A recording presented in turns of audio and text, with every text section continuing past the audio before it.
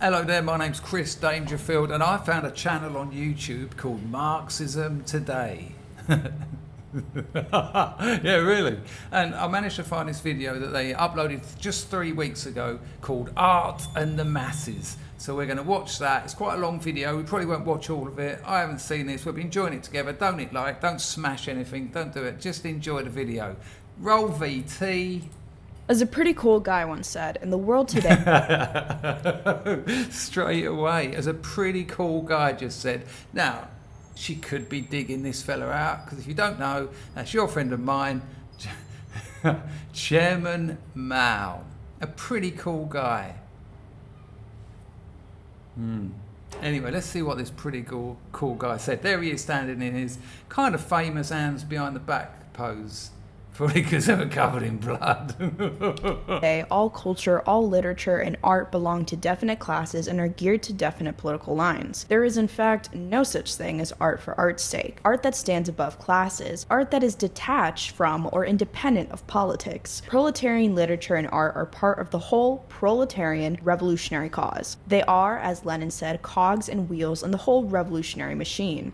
See, this is one of the things that Marxists do, and they tend to do it blindly because they're so lost, they're so consumed by this whole idea, because it's almost cult-like.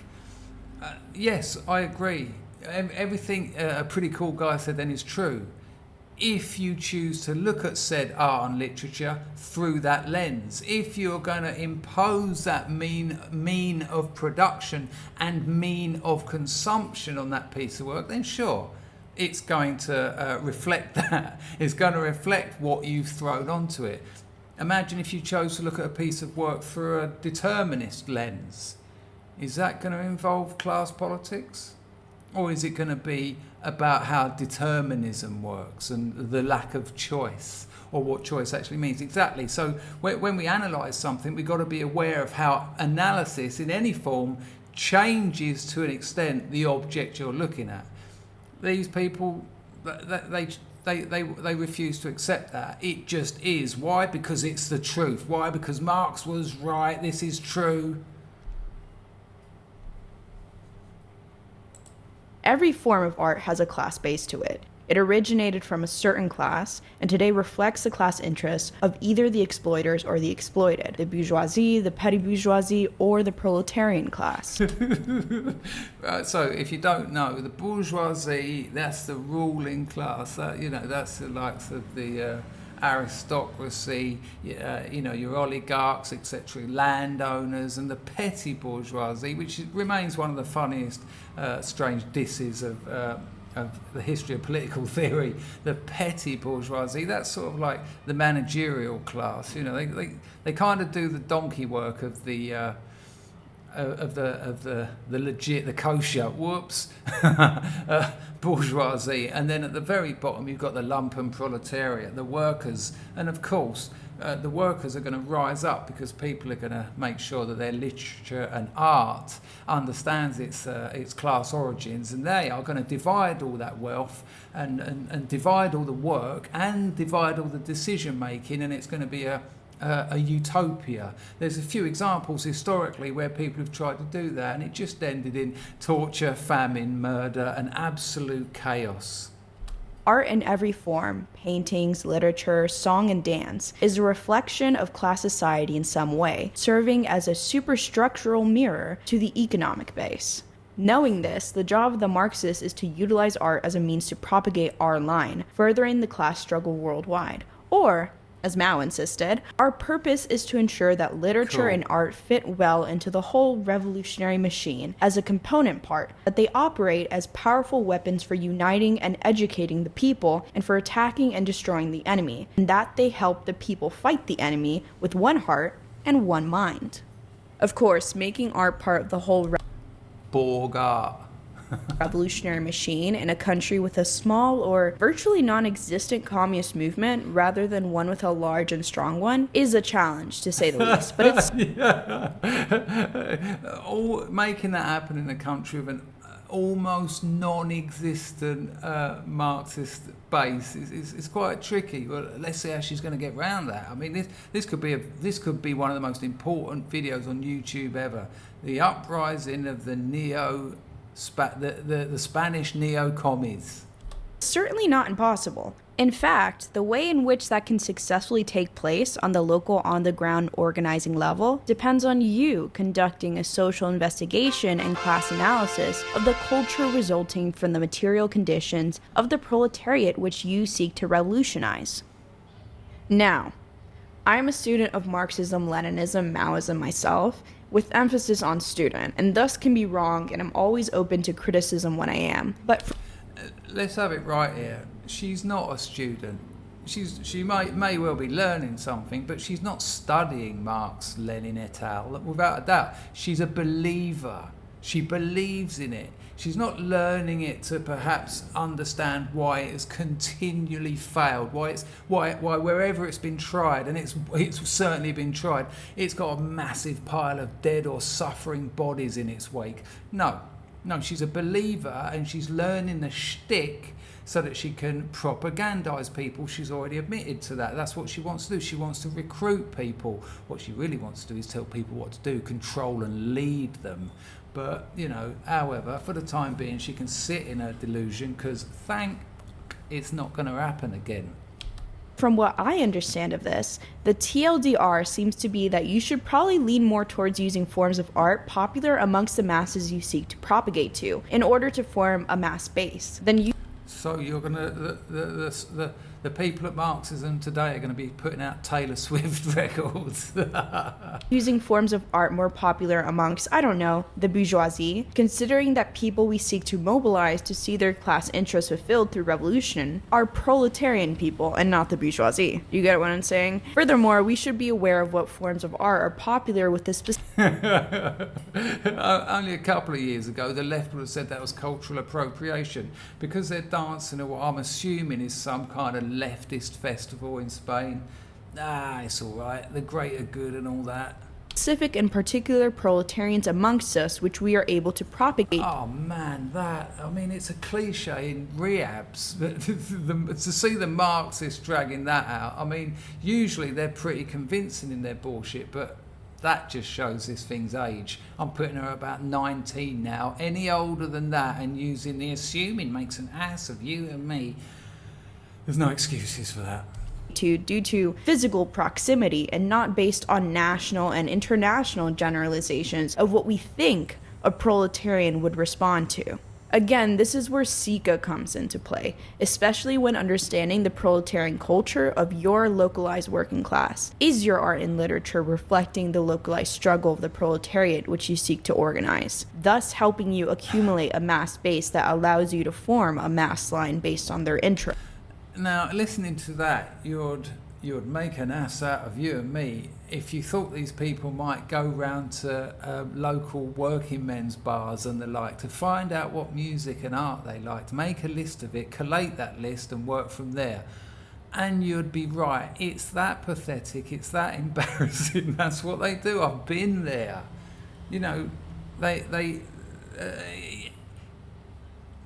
I kind of respect it, but it's blind and it's stupid. And its goals are evil. So how much of that I respect the hope, I respect the motivation, and thankfully most of these Marxists will mature and drop all this nonsense like a lead weight that will otherwise hold them down. Are you engaging in forms of art and media popular amongst those masses you seek to organize? And are you doing so in a way that does not fall into tailist habits of encouraging and engaging?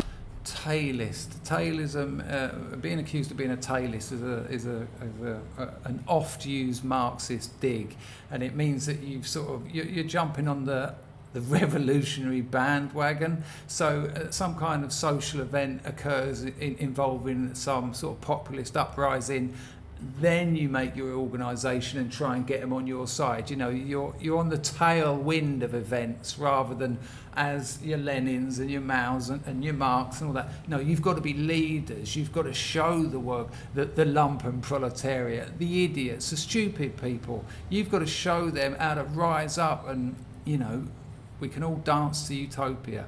So that's what a tailist is. And practices that promote reactionary beliefs and action. I've sat around with commies, and they'll start accusing each other of being Mensheviks and Bolsheviks, and you're just we had all this before with the White Army. You think you're some kind of white, and that's steady. I was only having a beer. Such as overconsumption or social chauvinist tendencies. This video is about using art as a powerful tool to wield in order to educate and mobilize the masses. I mean, let's just look at that picture. Just look at that. Using that. This isn't ironic. I mean, and trust me, the whole history of communism, the bloody, painful, suffering reality, the starving reality where in Ukraine they had to put posters up instructing people not to eat dead babies. It's so romanticized, it's so glorified. It's got it cleverly, weirdly, understandably cleverly, they sell it as this sort of, being a commie is romantic. What's his name's movie, Land and Freedom, Ken Loach. It's the story of when the Spanish commies came to England and said, look, we need help fighting the Spanish fascists. And this bloke, he leaves his missus and goes over there and fights the fascists, and there's loads of lovely sort of Spanish folk music. He falls in love with this sort of beautiful woman on the front lines, and they're shooting at people, and it all gets a bit bad or whatever, but the film opens with the granddaughter of this bloke after he dies, and she's got this bit of land and it's wrapped up in one of the POOM, that was one of the commie organisations, a bit of red flag, and she drops it on his grave. Yeah, I mean, don't get me wrong, it, again, kind of noble, kind of respect, something in that, but trust me, these things have never ever turned out well. And that's an understatement. Using art as a powerful tool to wield. So I kind of went off a bit, but that picture they put up, that sort of, Maoist propaganda, she's not put that up for irony. So lost in this whole ideology, such a believer, a belief system isn't the same as an ideology. She's put that up as an idea because she thinks it's powerful. Look at those happy people wielding their little red books. Look at them all free and happy and healthy. I mean, is that what you think happened in China? Let me know in the comments if you feel like that's an adequate and honest representation of what went down in Mao's China. In order to educate and mobilize the masses. But in all honesty, it's also an excuse to introduce you all to one of the most hilarious cultural traditions from the region of my birth. So I figured, well, what an incredible little rupture in this whole nonsense video. Let's just hear that again. Introduce you all to one of the most hang on. Listen. Masses. But in all honesty, it's also an excuse to introduce you all to one of the most hilarious cultural traditions from the region of my birth. So I figured, let's have it right. In all honesty, honestly, this is actually an excuse just to tell you about something from my hometown. Okay, thanks for letting us know. Millions of people suffer hideously because of this rotten ideology. But, nonetheless, you can certainly backpack it on a little story about a little festival in your hometown. Lovely. Figured, why not combine that yap session with some of Mao's teachings and analyze the historical origins of this very localized and popular form? Because Mao's teachings resulted in starvation, mass murder, absolute chaos and horror. That's one reason.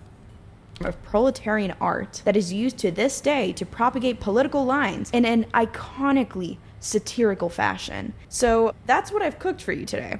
An analysis of and recipe on how to use folk music from your local proletarian population to spread propaganda using a quintessentially Andalusian, no, specifically Gaditano example, La Chirigota.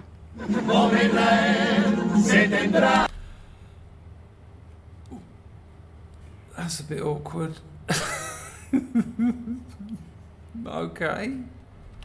Que defender tú tranquilo que yo alivio tu genocidio que diga guerra pobre Israel. So La Chirigota refers to both the Andalusian choral folk song from the port region of Cádiz, as well as the group of people that perform such songs during Carnaval season, mid-February to the end of the month.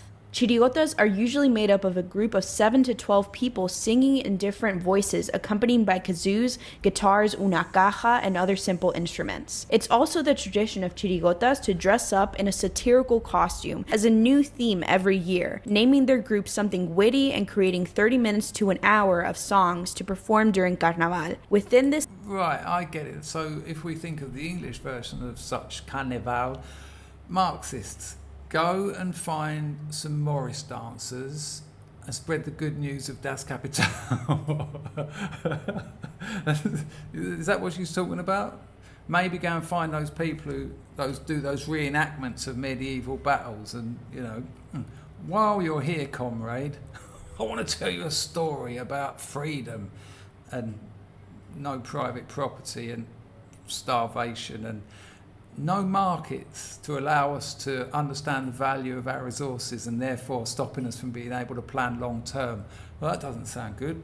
How are we going to plan long term? Well, we're not. Well, won't people die and starve? Yes. Well, what are we going to do then? Purges, kill them. Don't worry, we could do with a few less people. Start from the ground up. This 30-minute to 1 hour time frame, the usual chirigota tries to achieve 5 fundamental parts which define its genre: the presentation of their group's name, and the You could try at Pride, perhaps. Reasoning behind their choice in costume and theme, 2 pasodobles, 2 couplets, a chorus, and a medley. So we've previously established that all art originates from one class or another.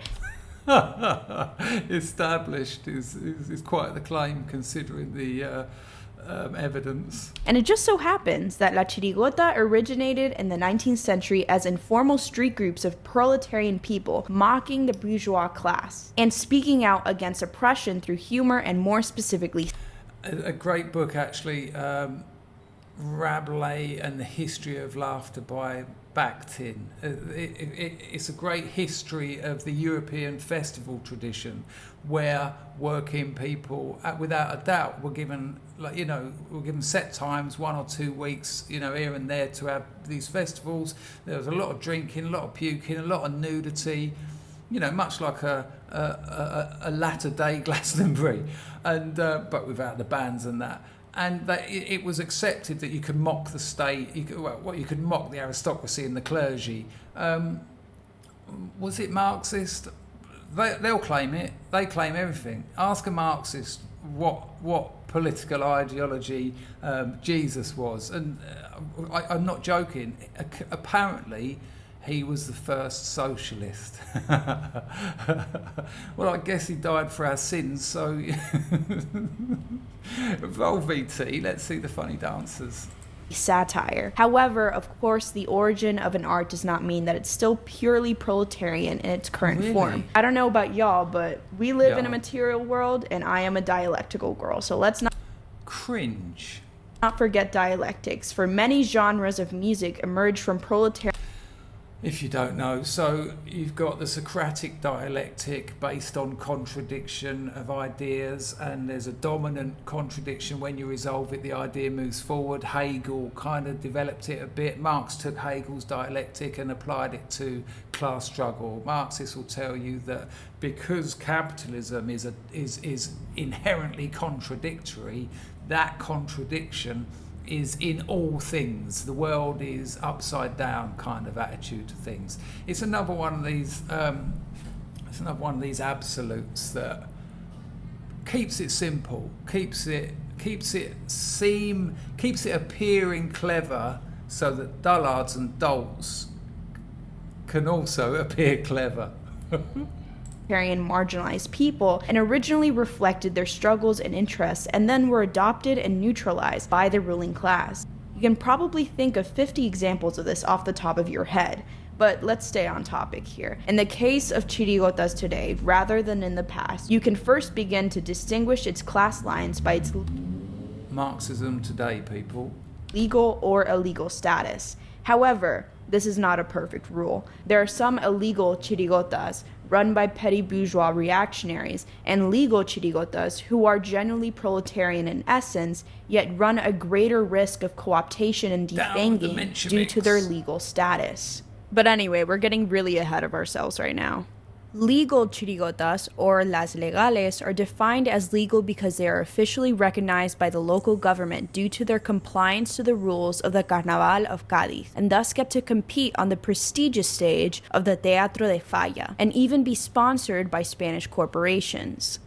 Since these tend to be more embraced by the bourgeoisie and petty bourgeoisie, and more likely to contain members of the bourgeoisie and petty bourgeoisie in their ranks, they dial down the political rhetoric or abandon it fully as to not be offensive to the ruling class. Instead, either making supposedly apolitical songs covering Spanish history and current events, making only vague political critiques of Spanish politics and its ruling class. You know, it's kind of interesting because I know this sort of language inside out. I used to trot it out, and I've actually got a lot of time for social issues around class. You know, it's a problem. But this isn't the solution. It's not even close to the solution. In many ways, it's part of the problem. Or making their political criticisms from a fervently right-wing or reformist perspective. It's down with the Mensheviks. And check it out. Unfortunately, right-wing Chirigotas exist, and they're as unfunny as you'd expect. A true disgrace to the genre. Amazing value judgment. I bet they're amazing. This is why only they were allowed to perform in the Carnaval of Cádiz. Maybe it's because only they can get bums on seats. The free market tends to work like that. During the Franco regime, under heavy regulation.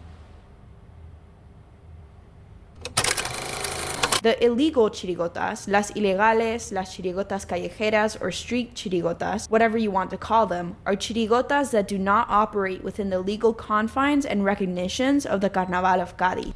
Their skin.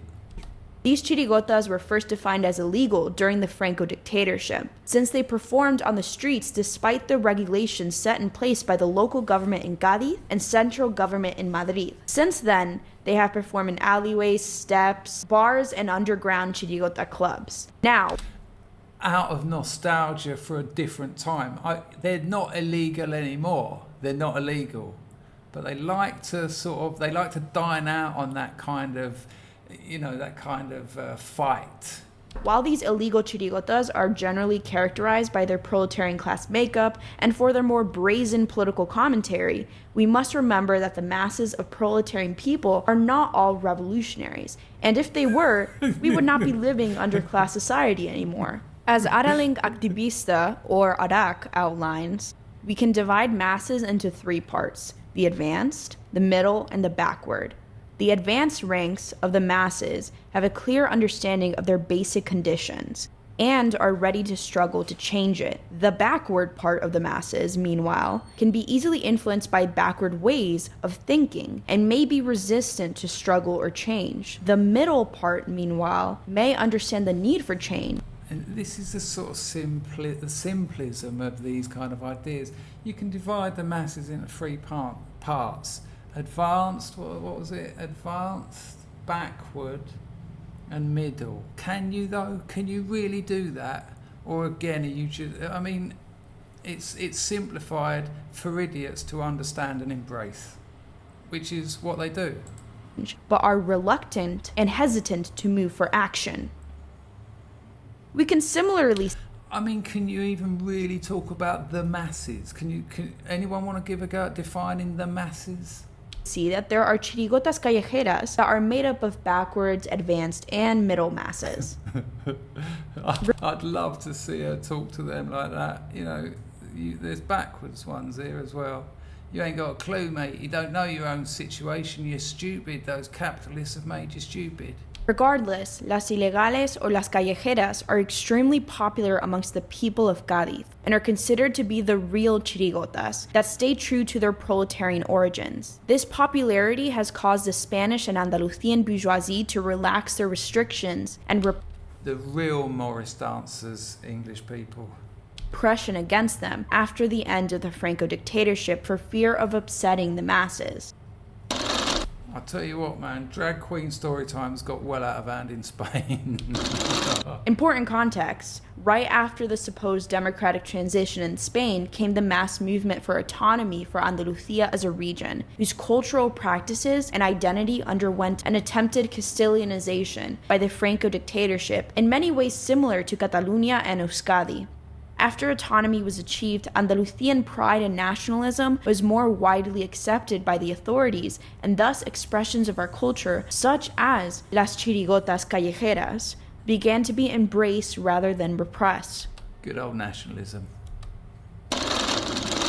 Okay, so if you encountered una chirigota ilegal on the street of the Carnaval of Cádiz, what are some typical kinds of messages you'd expect to be heard propagated through the use of satirical humor and kazoo? How many people out of everyone at that festival, how many of them do you think consider themselves proletariat and engaged in the class struggle? How many of them do you think are there because they're part of a class struggle? I mean, I don't know, but if I had to guess, almost certainly just the performers and this girl. Zeus. Well, you can hear people singing anti-fascist songs mocking Spanish misogynists. The Antifa all mouse voice choir. I meant to say mouse, by the way. Like the Chirigota Cádiz woman did in 2024 in their song Mr. Facha.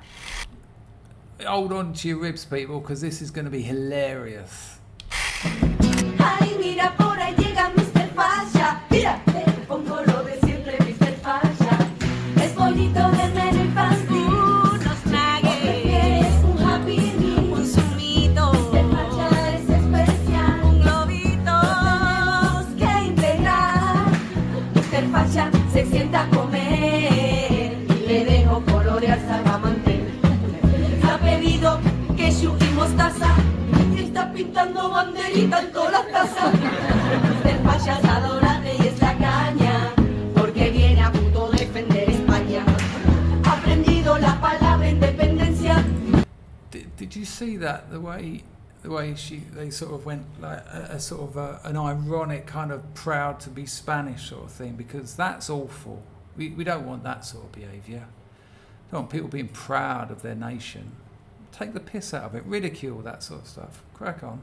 Y se ha vestido él solito y con paciencia. Mr. Facha le tenemos. Or making fun of monarchs like my hometown's ilegal derrota did in 2023. Muy campechano, ligón y viajero, jugó con su hermano a los pistoleros. Bribonle a la mazmorra, allí debían de estar.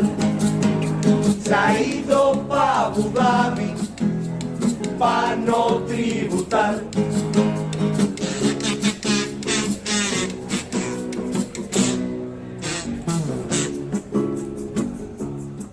You can find people It's kind of interesting that for a movement or organisation or cultural event that's meant to be ridiculing someone else, from an outsider's point of view, someone else is actually looking very stupid here. renouncing right-wing political parties such as Vox, dressed as caricatures of their supporters and mocking their political agenda, such as La Ilegal de Casa Puerta, which did in 2020 under the name Ojú Party. Todo el que venga a mi país va a tener ya que venir, conociendo la costumbre y cultura de aquí, demostrarlo en la frontera y pegarse un paso como el Antonio Maradona. So slagging off the Vox party and singing pro-immigrant sentiment. Venimos tantos catetos saliendo por la esquina, que a España solo le falta ponerse ya una boina, que con todo lo que yo pienso y todo lo que predico, Casado y Albert Rivera me van a ganar a borrico.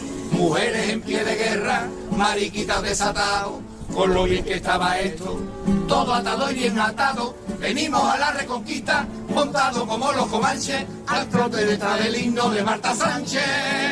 Salimos por fin de ropero y que viva Alfredo Landa, que aquí va a vivir todo el mundo como Dios manda.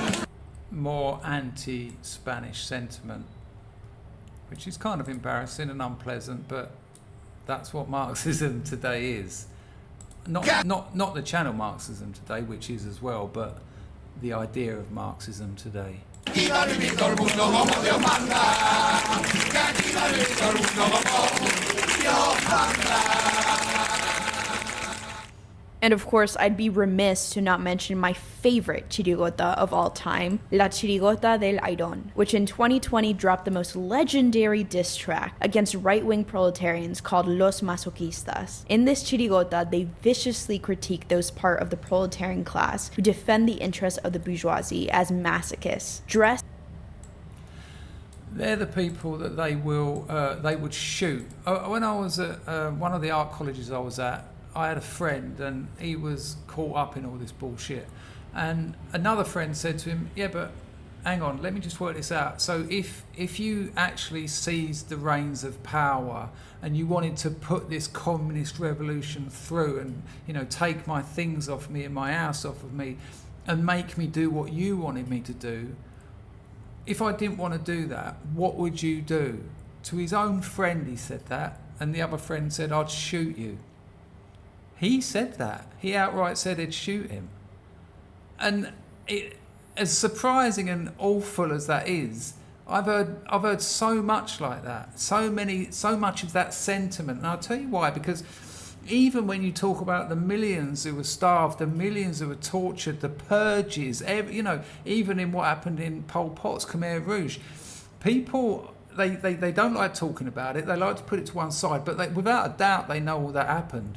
But to them, there will be sacrifices. You know, we're looking at building a utopia here, and if millions of people have to suffer in the most horrific conditions you've ever imagined and die, you know, for the future utopia, it's kind of worth it, because we can't let this mess that we're in now carry on. More people will die in capitalism over the next 30, 40 years, and, you know, just a few million here or there. Come on, get on board.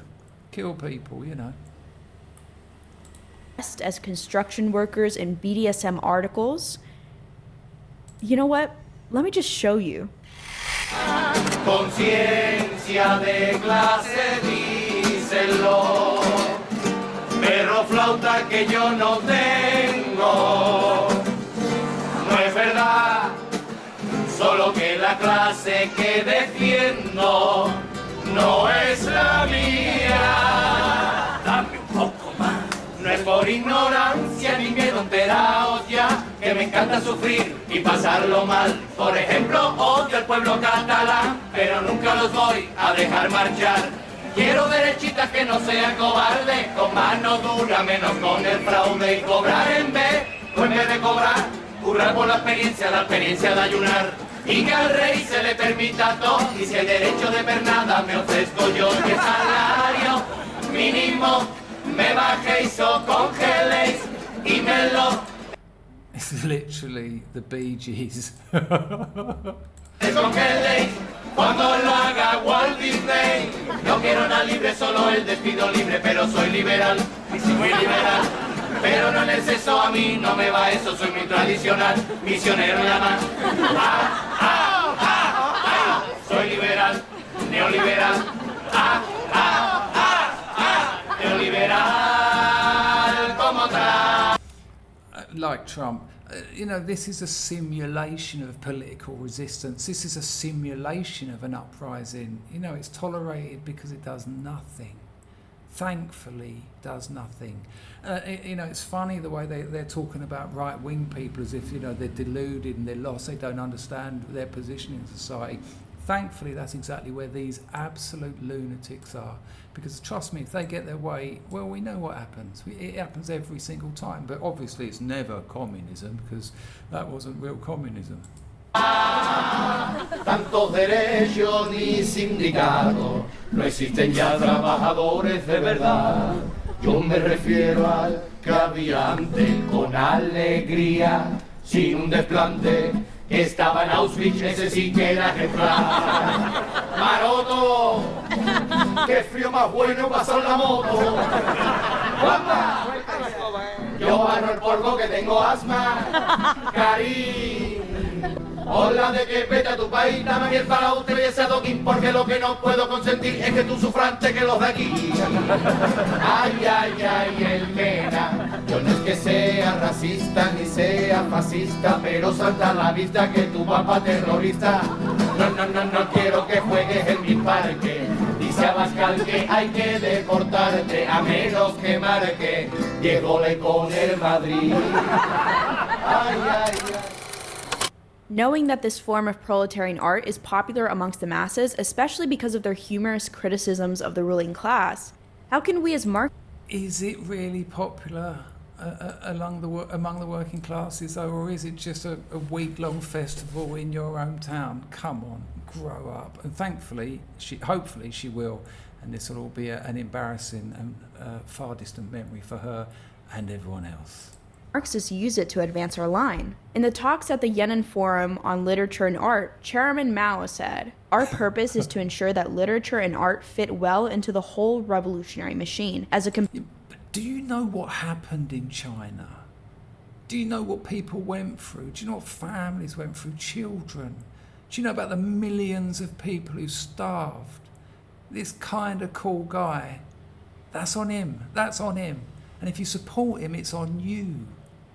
I'll let you off because you're young and dumb and you've probably been indoctrinated in university, but the clock's ticking and you've got to let go of this bullshit. Component part, that they operate as powerful weapons for uniting and educating the people and for attacking and destroying the enemy, and that they help the people fight the enemy with one heart and one mind. Our Sure. literary and art workers must accomplish this task and shift their stand. They must gradually move their feet over to the side of the workers, peasants, and soldiers, to the side of the proletariat, through the process of going into their very midst and into the thick of practical struggles, and through the process of studying Marxism and society. Only I mean, you know, this is so... It's an anachronism. You know, this idea that you're gonna go down into the factories, give them a little show with your Marxist propaganda songs, then sit them down and get them to study Das Kapital, the German ideology, the thesis on Feuerbach. Come on, where does this actually happen anymore? It's a different world, and you've been thankfully left behind. I get it, you're trying to stoke the flames because it's very romantic, it's very attractive, but it's also covered in blood, the blood of working people, strangely enough, mainly. Only this way can we have a literature and art that are truly for the workers, a truly proletarian literature and art. So I think we as Marxists... Who are the workers? Am I a worker? Am I working now? I haven't got a boss. Is YouTube my boss? How's your class system looking now? It's ridiculous. should use the lyrical satirical art of a Chirigota to do more than just make proletarians laugh. They need to be, as Mao said, powerful weapons for educating and uniting the people. However, I do acknowledge that this is a comedic subgenre of a very localized folk music, meaning that when I say we as Marxists, I really mean Marxists from the region of Cádiz. In other words, I'm putting... It's kind of local. You can only do this in Cadiz, eh? In all honesty, she said, and wow, what a letdown to her comrades, her cadres. Together a team for when I move back to Spain. DM me if interested. Some people might wonder if the humor and satire so endemic to the Chirigota would be a barrier to effectively using it as a tool to attack and destroy our class enemies. And some others would say that talking of Marxism and our liberation as a class would make a Chirigota not funny. I'm here to remind you that, historically, many Marxists have been hilarious. Take Vladimir Lenin for example. Oh, hang on. I didn't see that coming. I mean, when I think of the history of Marxists, that's what I think. Hilarious. It's comedy gold. I mean, ironically, of course, this particular Marxist is now being accidentally and unintentionally brilliant. That's amazing. Vladimir Ilyich Lenin. Let's hear some of his gags. This is amazing. example. He was a Kendrick-level hater, a cat lover, and would not write a piece of literature without adding at least one joke or insult. All the social I beg you to give me an example. Oh, here we go. All the social chauvinists are Marxists now. chauvinists are Marxists now. Don't laugh. And Ka Joma, a man with the same humor as Joma, Jose Maria.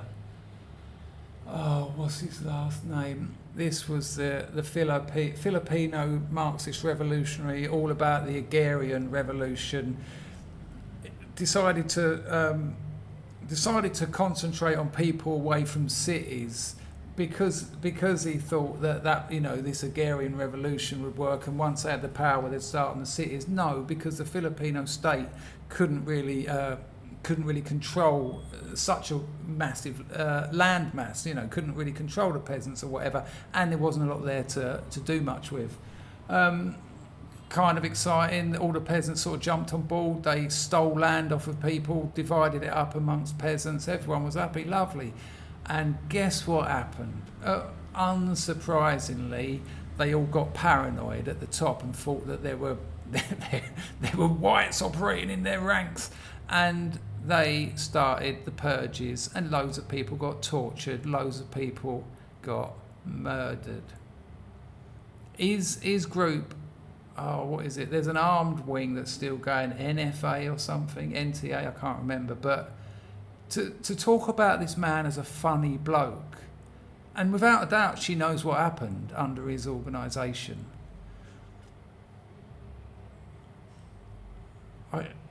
It's terrifying and worrying and stupid as hell. I can't handle any more of these people.